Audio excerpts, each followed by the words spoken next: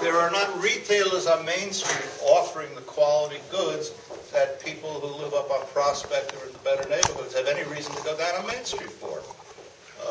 I personally end up going into Maywood if I need something because it's more convenient and it's easier to park. What do you want to add, my friend?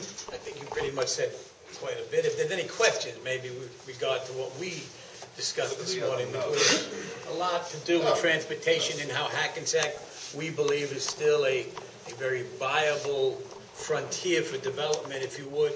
Main Street has a lot to offer. You have a lot of work done by the Upper Main Alliance looking into the future and the development of it. And of course, it's going to take time, effort, and dollars, all of the above. But mainly, I think it's going to take a real sincere interest on people coming from outside our area to discover Hackensack and realize that it has a future. I mean, Bergen County is, a very substantial county, and there's very, very, very little property left throughout the county to be developed. Hackensack represents an opportunity, I think, that's second to none. We have infrastructure, we have hospital, we have university, we have schools, we have restaurants. But it's only the beginning. If we put our efforts into it, I think this could be, without a doubt, in the next 15, 20 years, probably the finest city in Bergen County, no doubt. Maybe in the state of New Jersey. That's all I have. One of the greatest strengths of Hackensack is its cultural mix. There is no other township, city, any kind of entity in Bergen County, probably in all of New Jersey, that has the richness of cultures that Hackensack has. We have every ethnicity, we have every religion, we have every color. It's a very, very wonderful mix, and I don't think we fully appreciate it at times. Part of it manifests itself by the mix of restaurants on Main Street. You can get almost any kind of ethnic food you want on Main Street. The school system is a fascinating mix of cultures, and the diversity of Hackensack, rather than being viewed negatively, I think should be viewed as one of its great positives. There is a great mixing of cultures here in Hackensack, making it a unique place to live. I told Larry, you come to my house at Super Bowl Sunday, you think you're at the UN. There's no question. And that's the way it should be. Okay, any questions? Good. Thank you. Thank you very much. The Dean was going to ask a question. So if you were to give us 3 ideas on how to make Main Street attractive to somebody in northern Bergen County to come down here, what would they be? 3 ideas. Well, when I was a child, I grew up in Teaneck. And if you wanted to go shopping, you came to Hackensack. Hackensack, if its retail is going to be viable, has to do something different than the malls. Right now, you go to one of the malls, you park, you can get anything you want. Hackensack, in its heyday, offered the same kind of variety and the same kind of quality. It doesn't today. And I don't even mind the parking issues in Hackensack. But there has to be a reason to go to downtown. And right now... You can't negate that, though. The parking is so bad. You can't say, oh, well, I don't mind the parking. The parking is horrendous. That's why the retail is non-existent. No, retail is non-existent because there's no reason to buy there. Well, you have to think outside the box. If we have all these malls in the area that are selling high-end goods, you're going to have to turn it into like restaurants or something outside of retail, because you're never going to get retail back to Hackensack. It hasn't been here for 40 years, and it doesn't look like it's coming back. You have to think outside of the box of what is going to bring vitality to this town. Do you have any ideas? Restaurants. Okay. Well, multicultural restaurants, okay, like Ridgewood did. Ridgewood Absolutely. made that. That's the one thing you have to look into. Like a destination for something that you can't get anywhere else. I'd agree. Mostly retail is not going to do that. I'm an avid shopper. I keep businesses running. And I have to say that, yeah, the malls are great, but if you get boutique stores that are selling unique, unique designers, young designers, I would go for those things, because I don't always want to buy the same off-the-rack thing. So entrepreneurial retail, I would come down for those type of retail stores. I agree. And to me, if you're talking about dining, I think Hudson Street represents a better alternative to matching Ridgewood. You have wide sidewalks, you have low buildings, it's kind of almost European feel to it. It has the old lampposts, it has beautiful cobblestone curves. I think an al fresco dining district along Hudson Street could be very, very successful. And it's true that during the summer we go up to Ridgewood and sit outside on the sidewalks. It's absolutely charming. But you could duplicate that on Hudson Street. I don't think you can duplicate it on the current Main Street. I have a quick question for Steve, actually. Has the city ever considered, considering its uniqueness, along the lines of what we're talking about, hiring a retail consultant that could discuss how retail could be promoted in an environment such as this, where you have gigantic malls that have sopped up regular shopping activity, but how to do what the lady over there said, create boutiques and promote the cultural restaurants even more than they're already here, or that kind of creating a special place in Hackensack in retail. Well, during my tenure here, no, not someone who would be specifically engaged to promote any particular type of retail. But I think a couple things should be mentioned in the context of this conversation. Number one, in terms of promoting Main Street and promoting the economic development of Main Street, certainly the Upper Main Alliance has been part of that, as well as the Chamber of Commerce. And they've met with some success. But the bigger story here, and one which absolutely has to, I think, when you talk about when you talk about this topic, that you have to take into consideration is this very, very significant Main Street rehabilitation program, which is about to go public very, very soon. There's been a lot of work done on this project over the past 2 years or so. It began with an outside consultant coming in that has a tremendous amount of experience in developing downtowns. That was a genesis of this whole thing. And I think that a lot of these types of topics will be addressed with the rehab plan. Now, with all due respect to my good friend Larry here, I think we're setting ourselves up for disappointment if we're looking to see Main Street become a major retail hub. It's not going to happen. It's got to be, as this young man indicated, a destination for restaurants, specialty shops, everything that, the Westwoods of the world, Ridgewoods of the world are. We're not going to out-market the Garden State Plaza and Paramus Park. But to me, Westwood has retail. I mean, I'm not thinking of department stores. That's where I was going. Some retail, yes, but like the big national brands, I'm not sure we should be looking for that. Because, like I said, we're going to set ourselves up for disappointment. But the rehabilitation plan, which will go public within probably the next month or so, is really designed to address this. Is it? I would hope that part of what we're talking about this morning is going to be fed into the planning for the development downtown. I'm not sure that these two efforts are connected.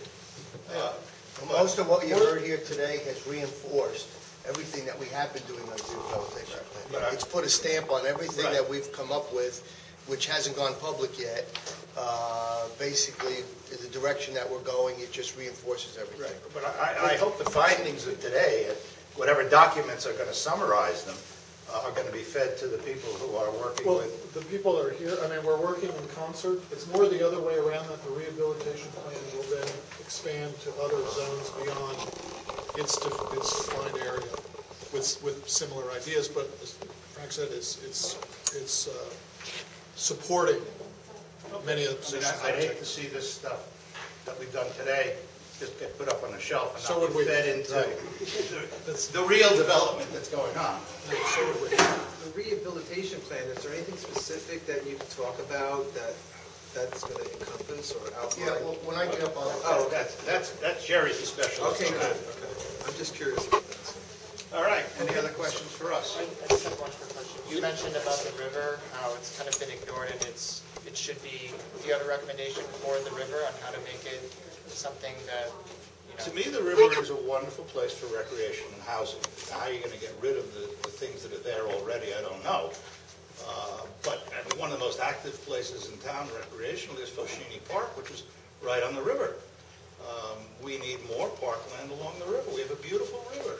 The river really cries out to us to develop it. It's way beyond its usefulness with respect to how it can yield to us as people now. It's just laying there. We should rejuvenate it. We can do that. There's a lot of possibilities. Just look at Edgewater, all along the Hudson. It's fantastic. Maybe we won't do that big. Maybe that's the Gold Coast. We could be the Silver Coast.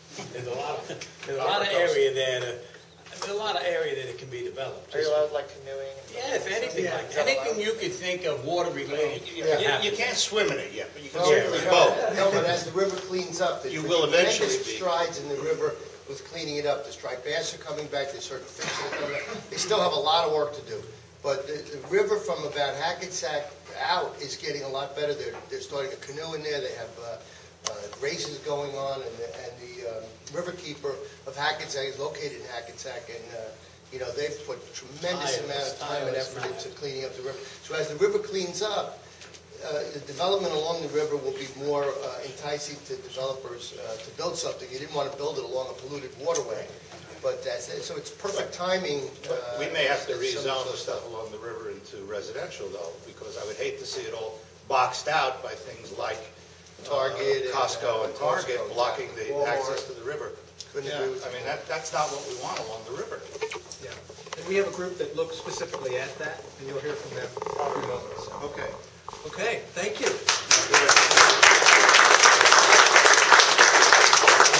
So, yeah, let's talk about. Okay, so we're just continuing.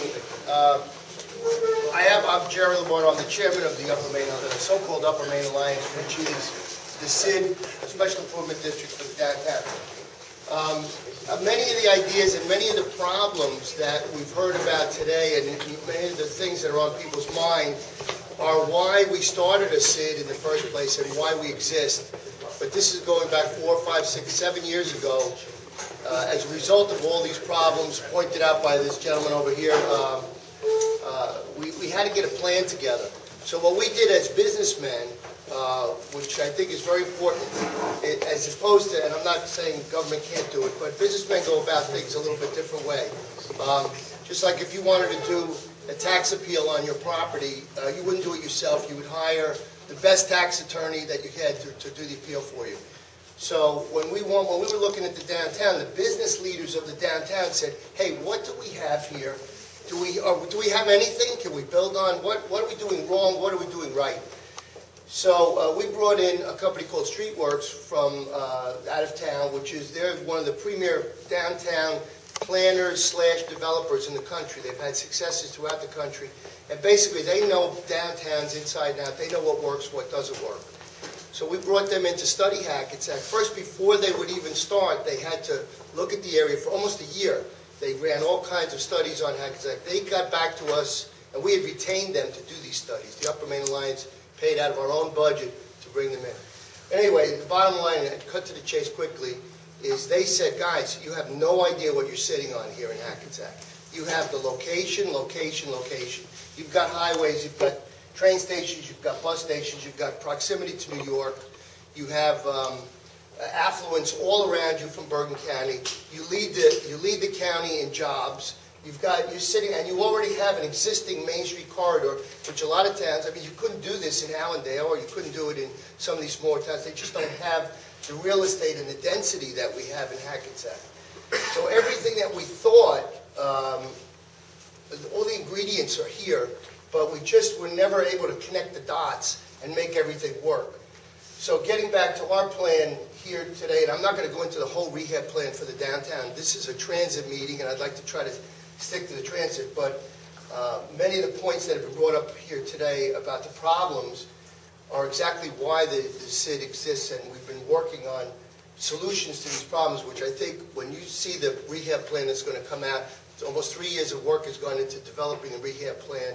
We have the best people in the country working on it, and we're going to come out with a plan that is what we think super, and in and of itself is going to create a lot of value on Main Street It's going to it's like getting the inertia going on a big snowball. Once we start to roll this thing, we want to set the table with zoning and a lot of other types of regulations that we want to put in place in accordance with a very well thought out plan, which I'll get into in a second about the nodes and so forth. But set the table so that when the economy starts to come back, developers and other people will come in and say, hey, the zoning's in place here. We don't have to spend 7 years getting an approval on something. We're ready to build right away. And it would be all done through private development, no taking of anybody's property, no eminent domain. People that own properties on Main Street will have the ability to either participate with a developer in developing a block or certain properties, or they could sell to somebody that wants to develop at very high prices, because once the zoning comes out, I think the values in Hackensack are going to escalate. And people that live in the proximity of Hackensack may say, well, why do we care about Main Street developing? I live up here on Summit Avenue. Why do I care about Main Street? Well, we have statistics that show that towns that have vibrant downtowns, property values in those areas go way up. Ratables go way up, so they keep the tax rate in Hackensack down. We want to create ratables. We're business people. We know what makes things work. We need some more taxable properties, which is why you look at this. This was great. When we laid this tissue paper over this, we had all people around the table that just were throwing out ideas, and you started to see, first we drew in Main Street, then we started to say, okay, what's here? Well, you got the county courthouse, and this bubble line here means activity. So there's a lot of activity. You've got jurors on the street. You've got hundreds, thousands of people out here at lunchtime and so forth. That activity is not necessarily connected into this node, which is the Chiarco Learning Center. You've got 4,400 students here and a very vibrant. You've got 3 or 4 other schools up here. You have a court reporting school. You've got a nursing facility up here. You've got other types of students. The Parisian Beauty Academy is up here. There's the Academy of Massage Therapy, which is in the old Oritani Bank building. So there's a lot of students here. And so we started putting in the notes. Then you have Hackensack Hospital, which is one of the state's largest employers. They have 7,700 employees. And as you start to draw the map, you start to see, well, how do you connect this into this and get the synergy of this whole area going? Hackensack has a cultural arts center, which they've just purchased and they're developing over here. We have the bus terminal, which is major to this whole transit thing. 6,000 passengers a day at least going through that bus terminal. And this is the Anderson Street station, which is currently not out of commission, but the station needs to be rebuilt. And this is the Essex Street station. So, if you just look at these 3 circles, I mean, you have a lot of synergy. This blue line is the old bus shuttle service that Hackensack had originally gotten a grant to run a bus shuttle service, and it was in effect for about 3 years, and eventually the grant ran out and the buses were breaking down, and Hackensack decided to pull the plug on it, and rightfully so. The ridership really wasn't what we wanted. We had a lot of people that didn't belong on there riding it, but you can see how you do need a connection, because over here you have apartments. You probably have about 17 or 18,000 units of residential in this area. And how do you get those people down to Main Street? And how do you move people around from the train station up to Main Street, from the bus terminal? So the idea of a private shuttle was discussed at our table, and maybe people paying either $1 for a daily pass to be able to use the shuttle, and maybe some people like the hospital. The stakeholders would be the hospital, the county, and maybe the educational systems here, and some other stakeholders who own apartments along here paying into that system to keep that private shuttle running. And then you have the other thing of the chicken or the egg with Main Street. Right now you don't have a lot of stores down there. You have a lot of dollar stores, you have a lot of nail salons. There's really no reason for anybody who lives in a high-rise up here to come down here and shop. So we have to create that reason. How do you do it? Well, we think you can do it by building mixed-use properties down here, which are, right now, this is almost all 1 story. So if this was 4 and 5 story buildings with people live, we want to get a couple thousand units of housing built down here. That'll do 2 things. That will the residential will support the commercial that's here, and you'll have outdoor dining, and you'll have people living down here, and you'll have a 24-hour nightlife, or not nightlife, but a 24-hour city in Hackensack, which doesn't close up and go to sleep at 5 o'clock, which happens now. So once you have people living down here, then other types of boutiques and shops will come in here, which will draw people from this area down here. Right now, they have no reason to come down here. They're willing to drive all the way up to the mall to go get something rather than come down here because we don't have enough retailers. But we do have some good restaurants in here. And Streetworks has told us from the beginning that restaurants are the first key to developing a downtown. The more restaurants, the better. The more diverse, the better. And we do have a lot of good diversity in here, but not enough, and we want to get more. And the way to get more is to change the zoning. Right now, if you want to open up a restaurant, I defy you to try to open up a restaurant on Main Street. It's very difficult. You probably need 31 parking spaces if you have 4 tables. You need the zoning that's in place right now can't be fixed. It just has to be scrapped. So that's what we're in the process of creating, all new zoning for the downtown. So you'll be able to very easily open a restaurant. There's shared parking concepts, like in Ridgewood, all the banks, I love that song. In Ridgewood, all the banks that are closed at night, you can park in there at night. So they utilize whatever parking they have. There's a great thing that everybody says, Hackensack has no parking, the parking's terrible. Well, I'll take you over to Lot D during the day, which is a lot that the Upper Main, in conjunction with the city, we fixed up that lot, we put all new lighting in there and everything, and the whole lot is empty all day long. It's behind, if you know where the library is in Hackensack, directly west of the library, across Main Street, behind the next set of stores there were like Musically Yours, and some of those shops are on Main Street. That's Camden and Main. There's a lot there with several hundred spaces in it that are empty during the day. Problem with Hackensack, and we had another thing where we mapped out all the public parking. There's tons of parking. A lot of it is underutilized. Half of these lots are empty during the day, where they say they have signs for monthly parkers only. And the Upper Main, in conjunction with the city, we've gotten rid of a lot of those monthly parkers, and we do have plenty of spaces, but people they're not necessarily tied in, I agree, and a lot of them are not identified well. We've tried to put signage up to identify where the parking is, but we have to go much further than that, and this rehabilitation plan will address all those issues about parking. It'll address zoning, it'll address density, the heights that we're going to allow. In some places we may allow as much as 10 or 12 stories. So we plan to get a lot of housing built in this area and tie in. We have a major motor running right here with the hospital. How do we tie this huge engine into here? It's not that far away. We want to build some private medical space in here that'll be rateable. We don't want to see the hospital keep expanding their non-rateable property. We want to build private property in here that doctors can use, surgery center or maybe rehabilitation centers and stuff, and tie it right into the courthouse, and then tie in these other things. Now the transit, just quickly to touch on the transit, we go through what we came up with. Some of the things with the transit, and if New Jersey Transit's here, people feel these stations are very non-user friendly.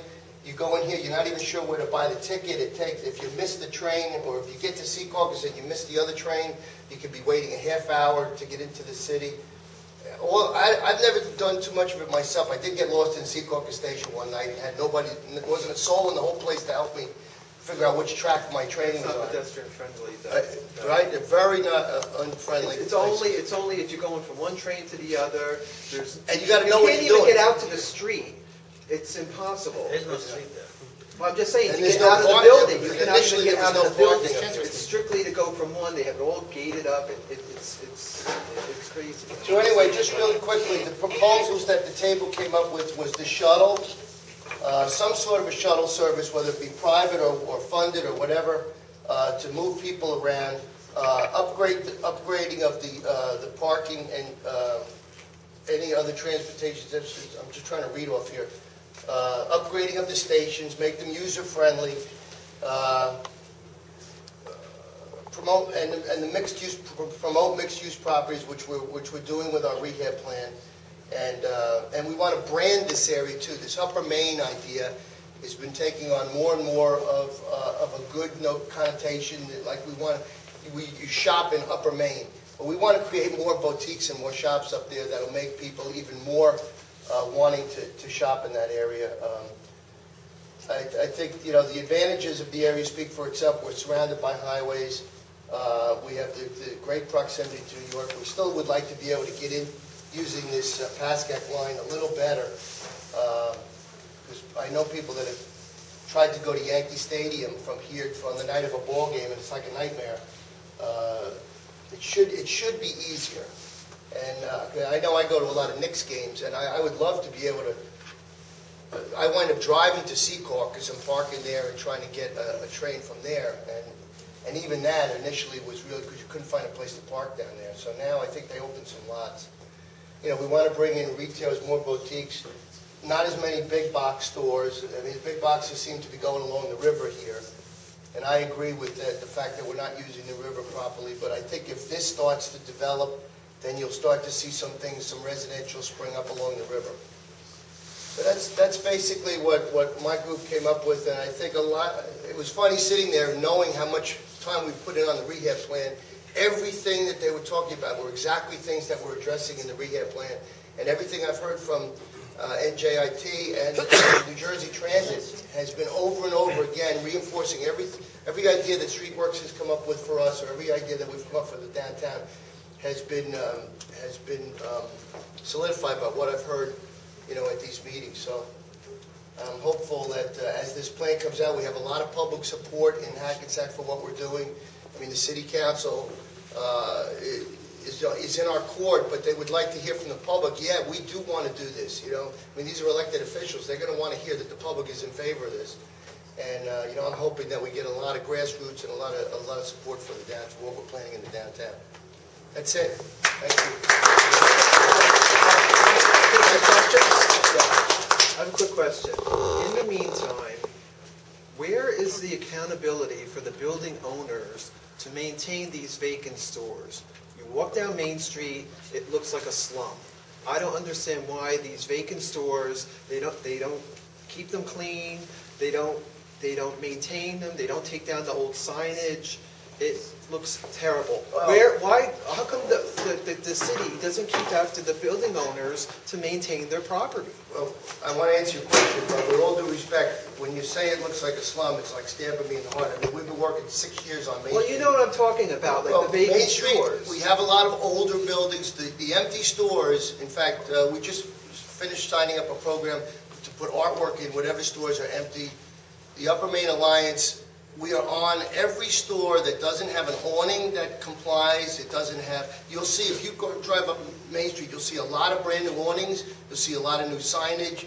You'll see a lot of new facades. We've done 8 or 10 facades along the street. That's great. We haven't, well, and I acknowledge that, but it just seems like, just... In the interim, we do have an interim problem. I agree with you. In the interim, this is not going to happen overnight.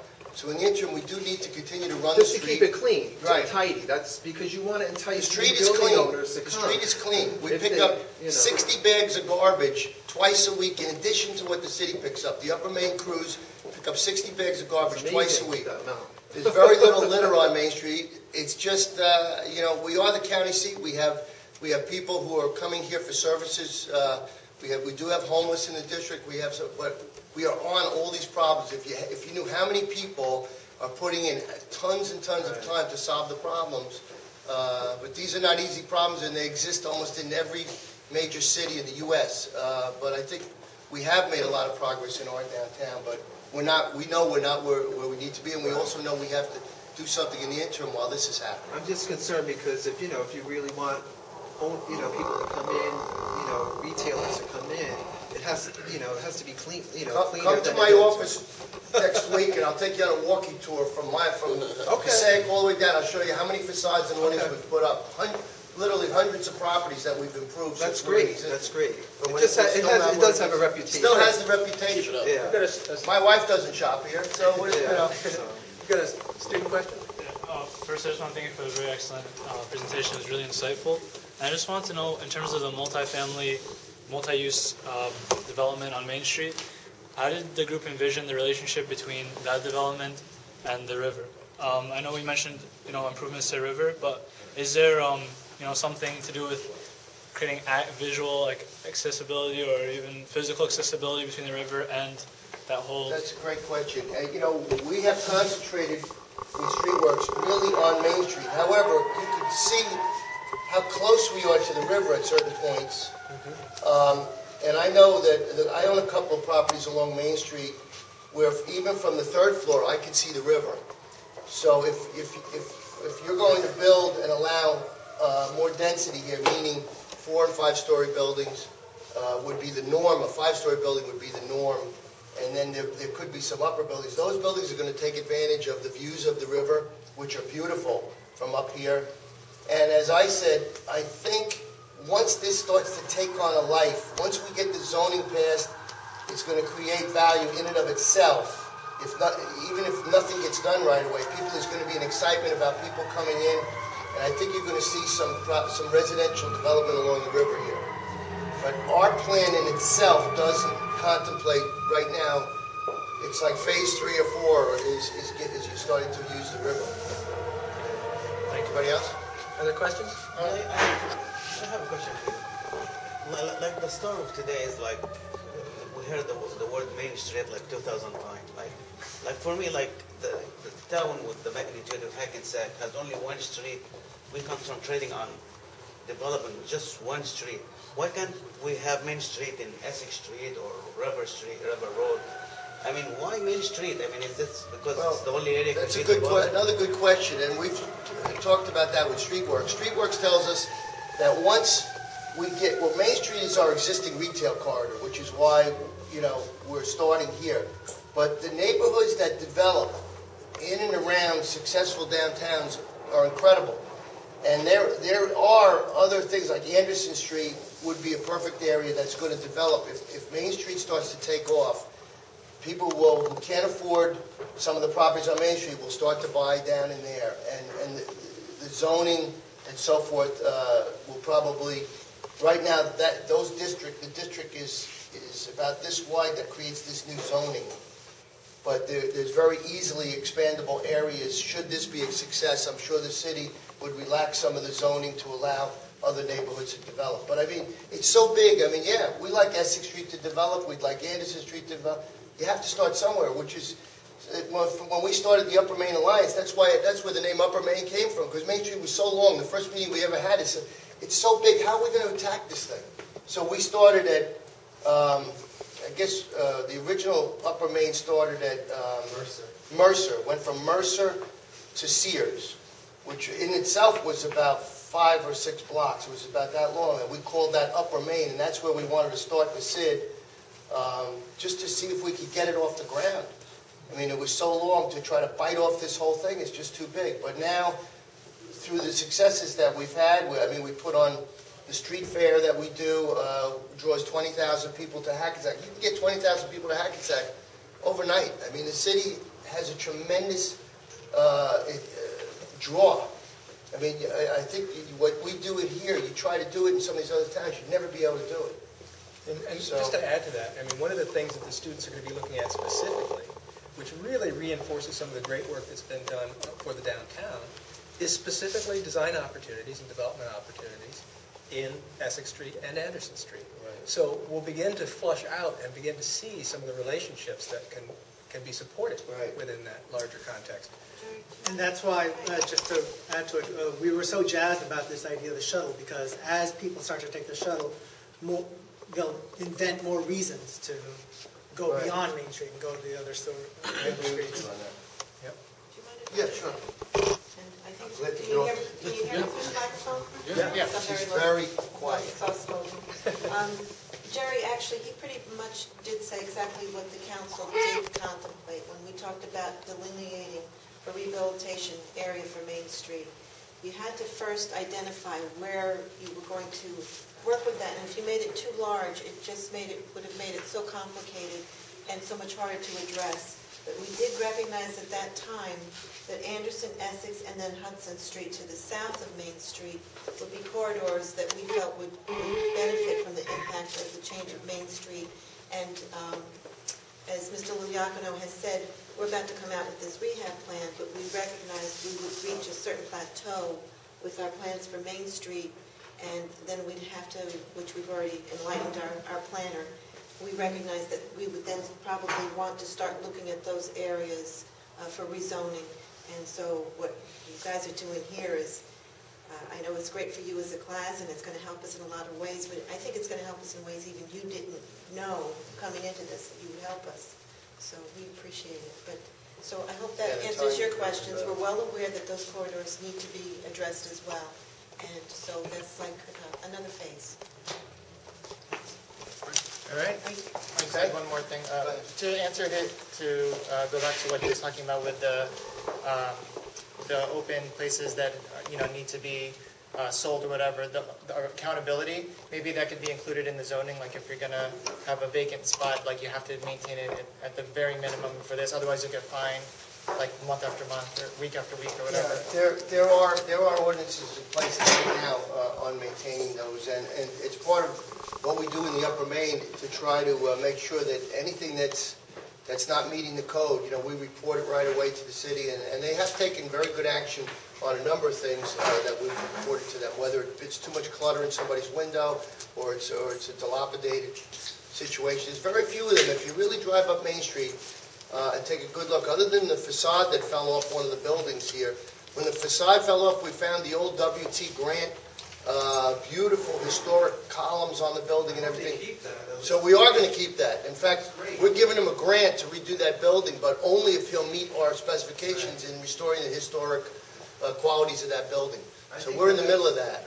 I think that's a great precedent, and I think that all the buildings, because a lot of them are, older, I think that they should, take into the architectural elements for when they put in new storefronts and facades. Absolutely. They keep that integrity. We actually did a study of all the historic buildings. So we have a book that lists all the historic properties on Main Street, and all those are contemplated in the plan to be kept in place or improved, but keeping the historic quality. That's a perfect example. That old, ugly 70s thing just fell down, and then this beautiful old building was revealed.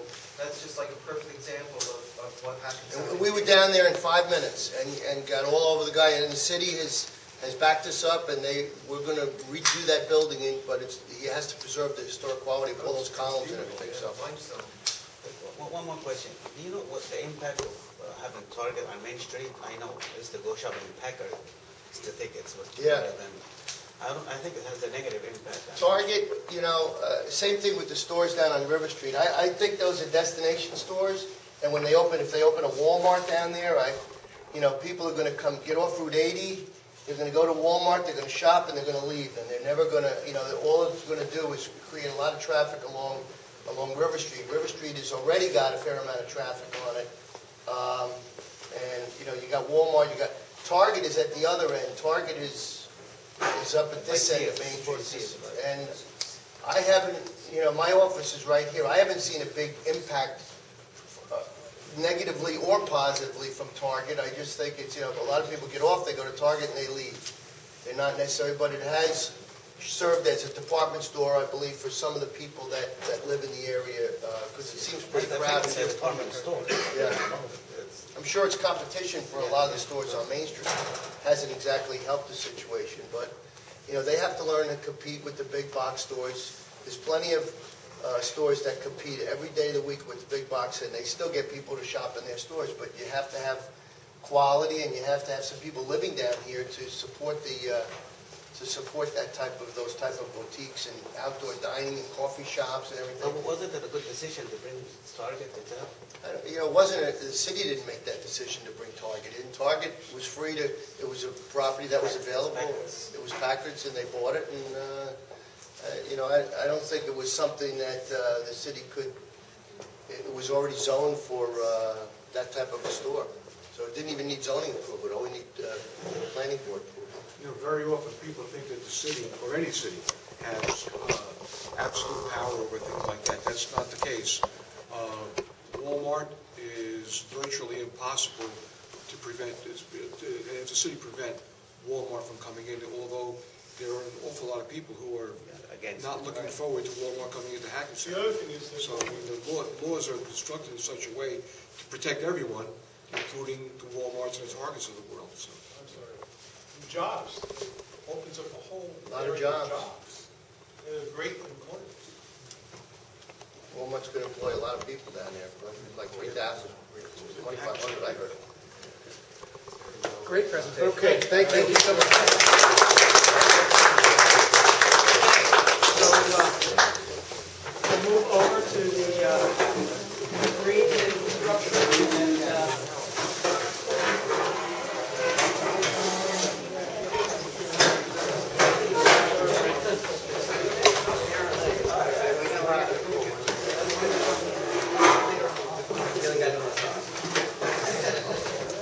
Okay. We were the green infrastructure, I'm not going to use this, I just don't have to. Green infrastructure history, and first, a lot of the stuff has been said. We're going to say it again. I think, but I wanted to lay out several themes that we had kind of talked about. We have meandering discussions, but one about transportation is about movement of people. So, and it's not just about people on trains and cars, trains, planes, and automobiles, but it's also about pedestrian movement. We talked about community, that Hackensack has existing communities, but you also can build, you can encourage the growth of community through architecture, design, and by careful planning. And that the architecture and design of a place, when it's well done, tells a story. You look down at Main Street, you can tell a lot about the history or the culture or about that area by looking at the architecture and design, unless it is random. We have a lot of randomness right now. And it actually, when we talked about the history, we have historical buildings, but I guess we go back to the very first slide that started the whole thing. The river is our history. I mean, Hackensack exists because of the Hackensack River. And so we started talking about history, and one of the questions I think you had mentioned earlier about linking the river to the rest of the city. You can have pathways that go down a river, but how does the river reach in to pull people down to it? Because people live and work off the river. So we talked about creation of vistas, walkways, our arms that reach out from the river up to Main Street and to other transportation points. Well, what I'll do is I'll go through the maps and then kind of go back to those themes.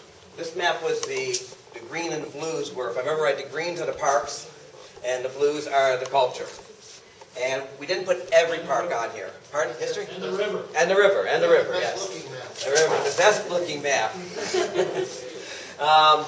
We didn't put every park on there. We put the ones that generally, from the point of view of the town, are where there are events or where people congregate naturally. We have many pocket parks throughout the city where there's a couple of blocks wide, there might be a field, swing sets. These are the main parks. And what we focused on, where events happen, so we have Jackson Avenue, we put that on there because it's under discussion for development. I'm on the Parks and Recreation and Cultural Arts Board. And even though we don't have any authority, we can at least listen to what people say. And we know that that's up for redevelopment. Columbus Park has been used for a lot of different festivals. We have soccer fields there, baseball fields, tennis courts. When you have Polyfly, we put that. We don't have lots of events there, but it has a splash park. It was built last year. It will have its grand opening this spring. So in terms of, it's a half a block down from one of our schools. Large, strong residential area up on the hill. So that's going to be, that is going to be a very the rebuild of that park is going to be a very popular congregation place. We included the high school because in terms of cultural activities in the town, lots of straight line, A, it took out the turns, B, it attracted people to Main Street. It brought people down to watch the parade, and now you're seeing all the restaurants, you're seeing the businesses that have come and gone over the years. And we spent a lot of time talking about that. So this map was that, and again, stressing the river, the river, the river. What we did with this map, here's a parade route, okay. So here's a parade route. The Cultural Center. We have two in Hackensack. We have the existing one, which really is a small church, old library that converted to a space that has been 10 years old, 10 or 11 years old at this point. Very successful. It is overly used. It is always booked. We book a year in advance generally for using that with a lot of the various repertory theaters, art shows. That's been very successful, and what we have, as it was mentioned earlier, is the Masonic Temple is being renovated. Right. Another place we talked about a visual that's almost there is Johnson Park and the Sears and Main Street. It's 2 blocks. So the river does that arch up, and we are near where people live and work already.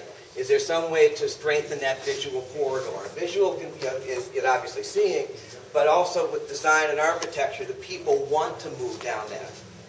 We talked about different styles. I mean, you go Jersey, the Jersey Shore's boardwalk. You do something that kind of ties that all together. People want to move down, a place where people already move.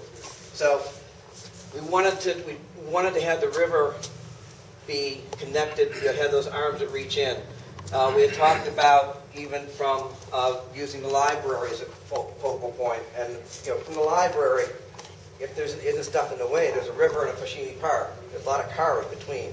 Is there any way to visually and physically join that, so that what you have is start coming from the library, going across over Hackensack Ave, going down to Fashini Park, out to the river, that you have a greenway. One of the things we were thinking about is that when you talk about ratables, is that sometimes giving up something for quality increases the ratables that are still there. So that not always, sometimes giving it up gives you more value in what you've got left. So that sometimes losing space is good for business and for taxes. So a lot of our discussion had to do with the arm. Now the jitney came up too, because we all my son used to get to work on the jitney when he worked downtown, and it was great. We talked about that a lot, and actually, well, I guess probably this map will still be best. We talked about Main Street a lot, but then we also talked about running it parallel to Main Street on, I think I got this right, Moore. 1 block off, so it's between River, between Main, and use that as a start building that as a pedestrian, as a movement way. Jitney can go down there, make it more pedestrian, and maybe you run a bike lane there too. So half a block off of Main, you've got people moving, and they're on the river side of it. So those are we had a far-ranging discussion because we had several topics to cover, but those are kind of things that were thrown out. What we also talked about too a lot was, one was other neighborhoods, and I think the way the last presentation ended was when you build something that works, you tend to get the spread from that. And we had a lot of discussion about the neighborhoods really on the other, I guess, the south side of Essex. We've talked a lot about the railroad station and what's there now, which is really kind of a lot of open space that's in the past made sense. You had businesses that formed along railroad stations and had sidings because you had transportation and made sense to build them there. But that's not our economy now. So we still have the remnants of a lot of that. We have some pop-up housing. Some of it's older, some of it's just stuff that's been built in probably the last 30, 40 years, but it's not really, it's just housing. So we talked a lot about what that could become and where there were zones that either things are being developed, and that was, I know the old Eastern Electric Auto Parts store type thing, I mean, that lot is up for development. So we spent a lot of time talking about the expansion. We did mark off this is essentially a solid neighborhood. That exists, it's residential, it's a good, solid place. But all those neighborhood areas adjacent to it. We also talked about Walmart. We had some interesting discussions because there are things you could do that would be good in one aspect, such as the bus station is right here, Walmart's here, the Masonic Temple's here, Atlantic Avenue's here, so there's like a lot of things potentially kind of coming together. Do you do things to move people towards Walmart, or is that taking people away from Main Street and our local retailers?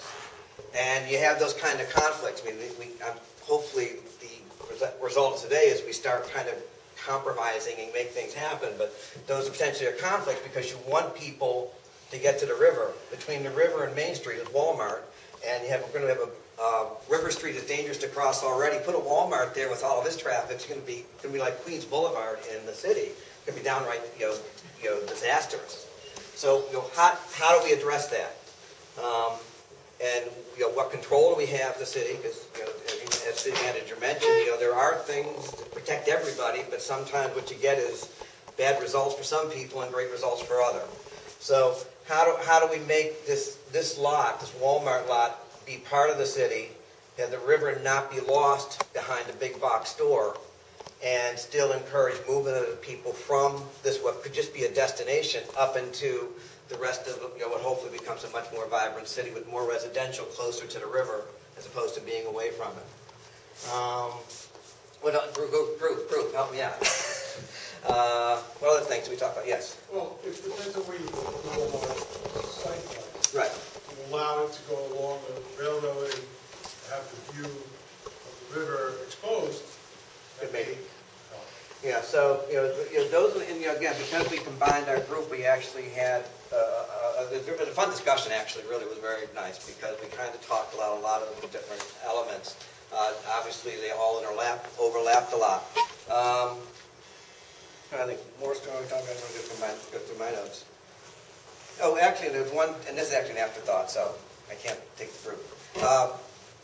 Arts and culture really were part of ours, too. And, again, in terms of the cultural life, we do have entities. We have, I guess, if you know Hackensack and the people that live in it, we have lots and lots of artists who live in the town, a lot of professional musicians. We have Grammy Award-winning musicians and directors. We have people who oftentimes are the quiet people in entertainment and in the arts. So we have access to quality people. When she mentioned earlier about boutique shopping, when I think about boutique shopping, I think about the arts. And I guess I start thinking about places like Williamsburg, Brooklyn, and places like that, where you have an arts community. You often then have a whole other economy built around it. Where you have artists, you have to have suppliers. And I think of, as goofy as it is, but places like Moss Lighting. Try getting a replacement part for an old light.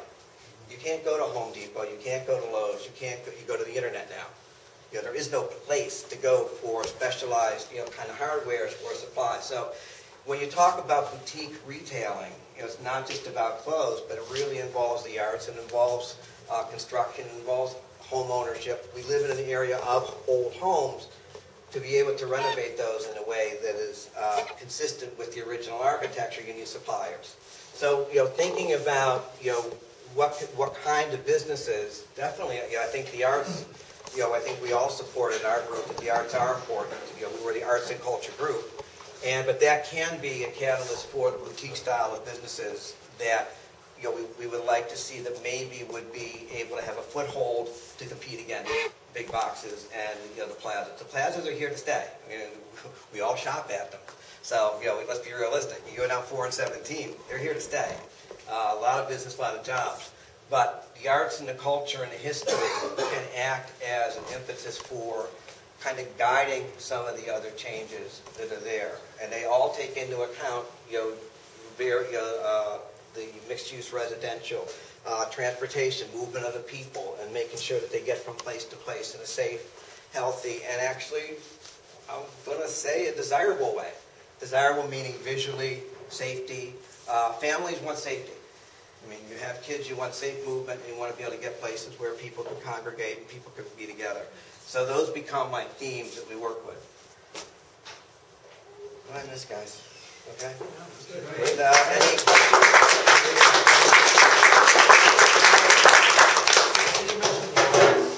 there any particular art that, you don't envision like ballet or, Yes. Well, so the new Cultural Arts Center will be much more welcoming to larger productions. So we use we have a lot of small scale plays and stuff at the current one. We've done Rent, we've done Rocky Horror. We've had great shows down there. The new facility, though, with the larger stage, will allow for larger productions. It could be performing arts, absolutely. But I think the visual arts too, and and this is where tying into colleges.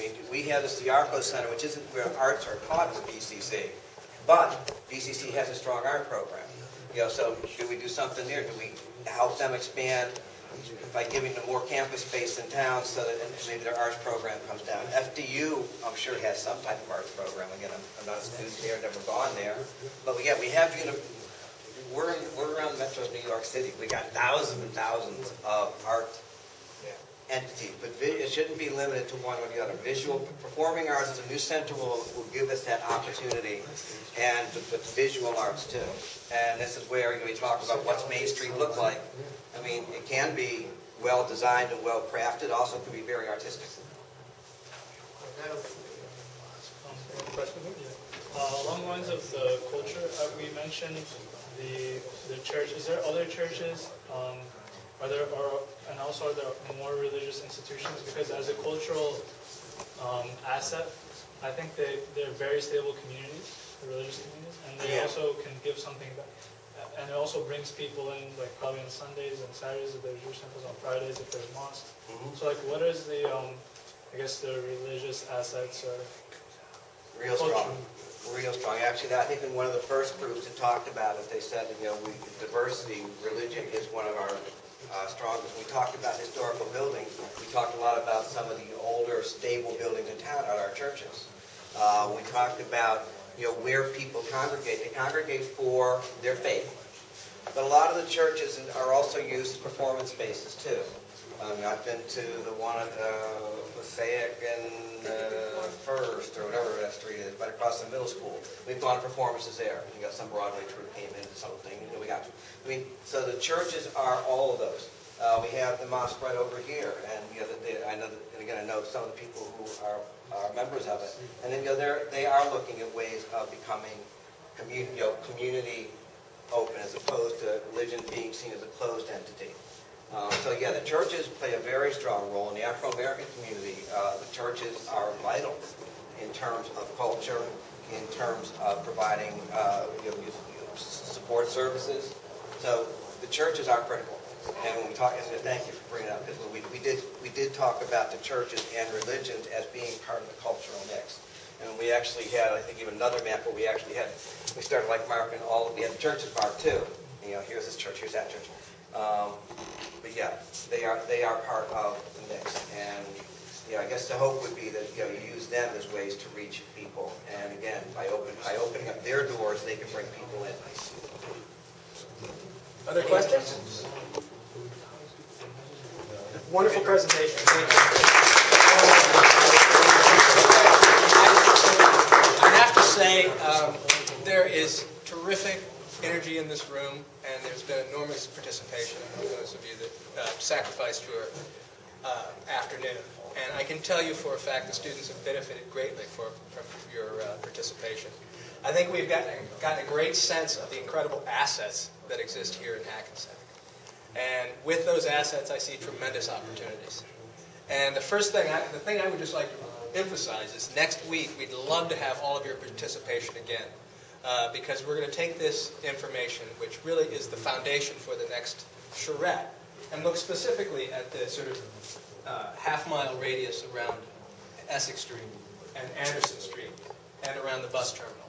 And I think all of these issues will come back into the fold and inform, I think, Hackensack's future. So with that said, Darius, do you want to expand on that? Well, we promised to get you out of here by 2, and we're ahead of schedule, which is very rare in the world of architectural design. But we heard some really great things today and some great direction. And what I hope we could do to entice you and as many people as you could draw in is that next week we're going to zoom in by, 20 into specific areas that we've talked about today. Specific areas of opportunity that we really need your insight on how to design it. All these students are good designers, but they need clients.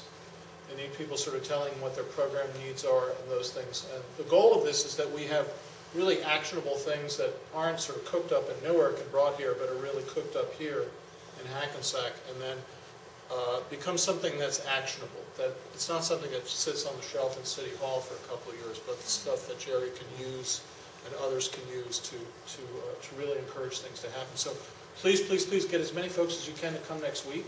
This was a really great group. We got core people here, but we want ideas, and we want everyone to feel like they've contributed to this. The last thing we want to hear is that, oh, God, I had a great idea about this. I should have known about this. Please get the word out. Let's pray for rain next Saturday so everybody has a place to come to. Again, I want to thank everybody for coming. This has been remarkably helpful. So have a great rest of the afternoon. Thank you.